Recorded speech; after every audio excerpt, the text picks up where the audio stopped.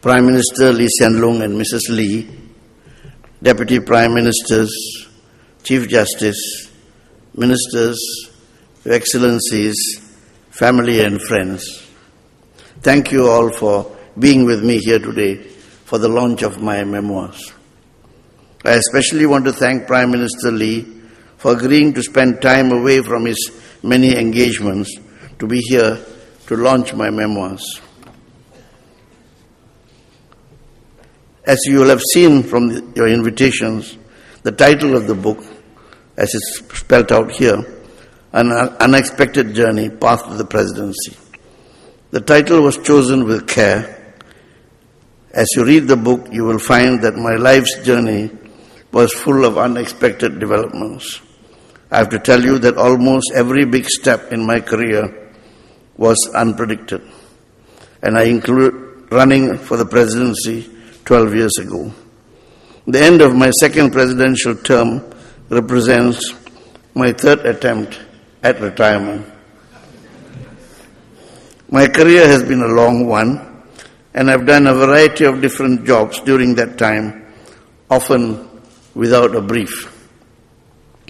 Without exception, they have been rewarding years and have given me many opportunities to serve Singapore in different areas of our national life. Some years back, really just for the benefit of my family and friends, I started to jot down a record of some of these experiences. I started with my time working as a seaman's welfare officer when Singapore was a very different place from the city we know today. Because of all the changes that have taken place over the years, I felt that a description of day-to-day events on and around the waterfront in the 1950s could be interesting. Then I jotted down notes on other phases in my career, in the labor movement, and then in the civil service. These are all short, stand-alone pieces, which I bounced off friends for their reactions. At the outset, I did not have publication in mind. However, the feedback from people who read them was more positive than I expected. Several people said that a record of these times would be important reading for young Singaporeans who should know about the world as it was in those early days. They felt that people should understand the fundamental principles that drove our leaders in the years after independence and the challenges that were part of Singapore's transformation as an independent nation, lest they forget and take for granted our present affluence and comfort. I was also encouraged by my wife, Umi, and my children, Jutika and Osit. Having heard me reminisce about the past, they felt I should share my memories with a wider audience. Finally, it was Mera Chand's persuasion that helped me to decide. After reading some of my drafts, she wrote to say this, and I quote, "It is a very touching piece to read. It must have been very difficult for you to write of that distant time during which you experienced so much sadness and difficulty. Your story is one that inspires and is a testament to the great strength of the human spirit." End of quote. And so the project grew, and the book you will see today is the culmination of that effort. The book turned into something more substantial than I planned at the outset. In fact, it is the story of my entire life, from my earliest childhood years right up to my 2 terms as President of Singapore. I hope that each chapter will offer something of interest, whether a picture of family life in a kampong house in pre-war Joo Chiat, or a glimpse of the day-to-day workings of the Istana and the elected presidency today.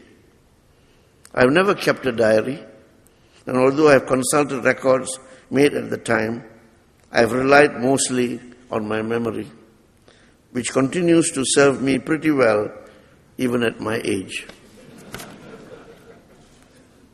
My own recollections have been supplemented by those of many ex-colleagues who have been generous enough to share their own perspectives and check my account for accuracy. This is a personal memoir. The book reflects my personal experiences. I've tried to describe events and personalities as I saw them at first hand. Other people will have their own views and interpretations. However, I have recorded what I personally witnessed, and I offer no apology if, as a consequence, some readers find this account somewhat selective at times. Now, I have some people to thank. I want to express my gratitude to the many friends and colleagues who have in one way or another helped me bring this project to completion. My memoirs would not have been published without the support of my friend, Dr. Lee Seng Tee, and the generous sponsorship of Lee Foundation.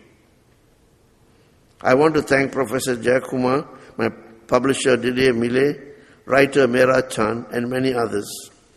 I should tell you that Meera's encouragement and her constructive comments on my early drafts were very influential in persuading me that the whole project was worthwhile.